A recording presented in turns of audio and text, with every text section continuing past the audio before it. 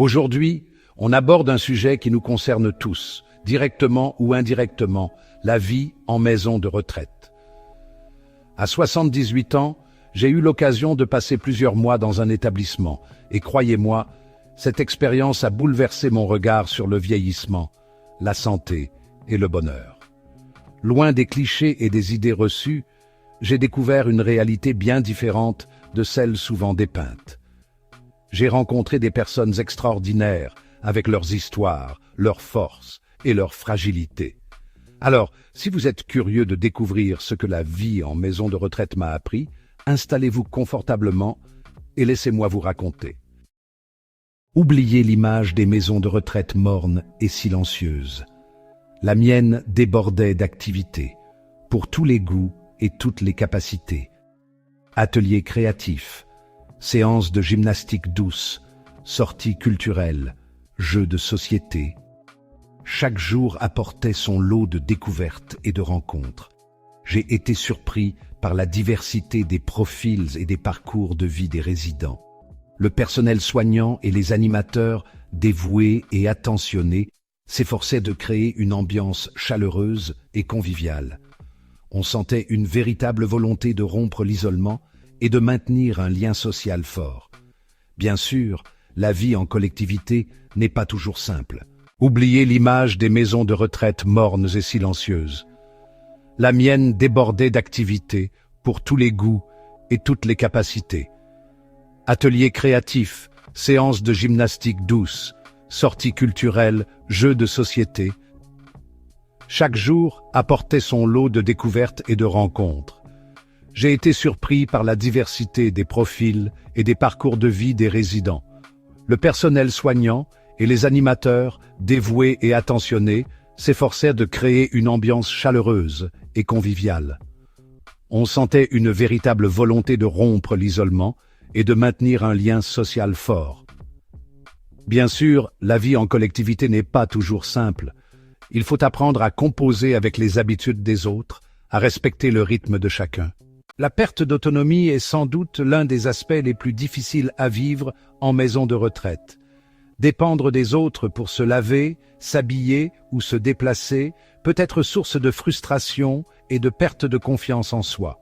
J'ai été témoin de la difficulté de certains résidents à accepter ces changements, à lâcher prise face à un corps qui ne répond plus comme avant.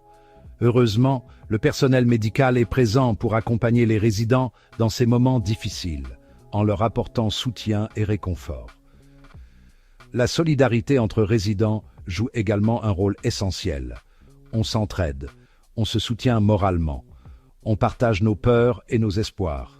Vivre en maison de retraite m'a fait prendre conscience de la chance que j'ai d'être en bonne santé. Observer le quotidien de personnes diminuées par la maladie ou le handicap m'a rappelé l'importance de chérir chaque instant.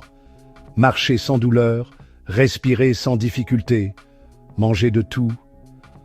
Autant de petits bonheurs que l'on prend souvent pour acquis et qui deviennent de véritables privilèges avec l'âge. J'ai compris que la santé n'est pas un dû, mais un cadeau précieux qu'il faut préserver. Adopter une bonne hygiène de vie, pratiquer une activité physique régulière, s'alimenter sainement, autant de gestes simples qui peuvent faire toute la différence sur le long terme et nous permettre de vieillir en meilleure santé. Au-delà de la santé physique, j'ai réalisé que l'indépendance est tout aussi cruciale pour bien vieillir. Pouvoir vaquer à ses occupations, prendre ses propres décisions, gérer son quotidien, autant d'éléments qui contribuent à notre sentiment de liberté et d'autonomie. Malheureusement, en maison de retraite, cette indépendance est parfois mise à mal. Les contraintes de la vie en collectivité, les protocoles médicaux, l'organisation des soins, tout cela peut donner l'impression aux résidents de ne plus être maîtres de leur vie. C'est pourquoi il est important de préserver au maximum l'autonomie des personnes âgées, en les encourageant à faire ce qu'elles peuvent encore faire par elles-mêmes, en respectant leurs choix et leurs envies.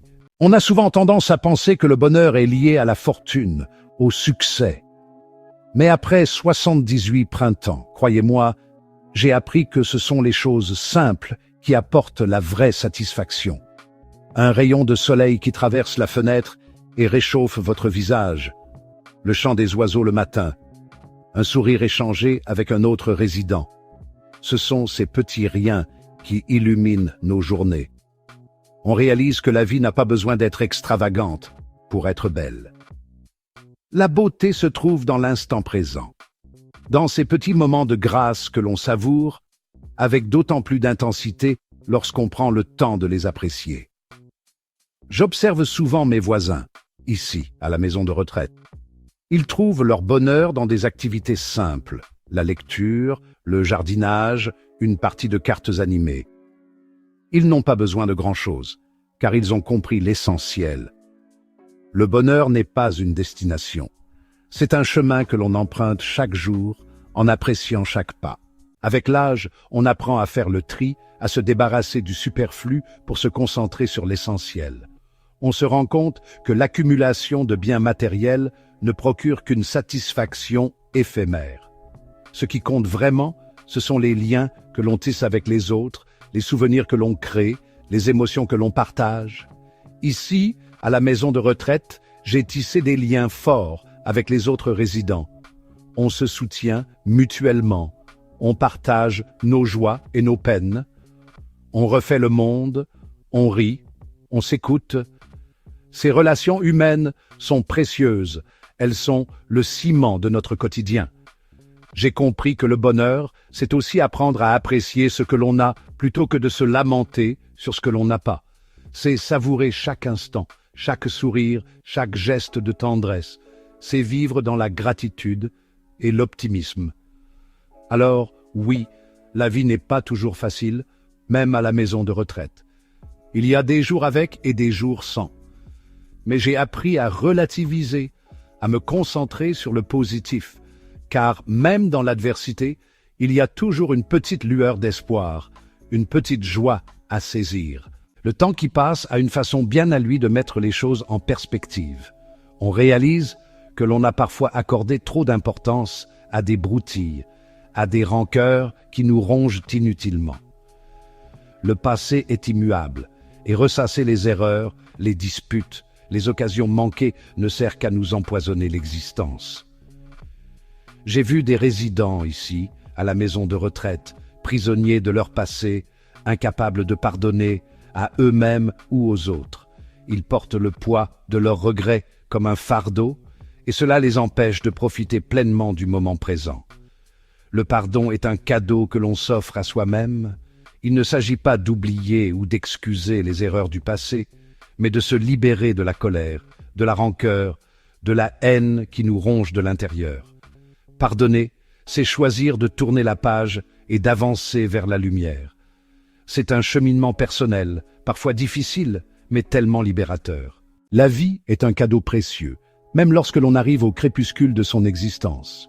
Il est facile de se focaliser sur ce que l'on a perdu, sur les limitations que l'âge impose.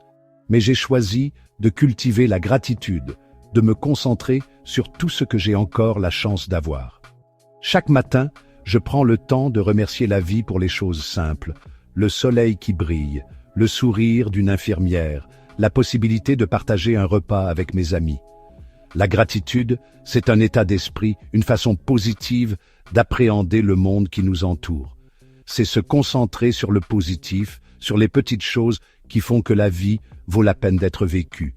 Et croyez-moi, il y a toujours quelque chose pour lequel être reconnaissant, même dans les moments difficiles.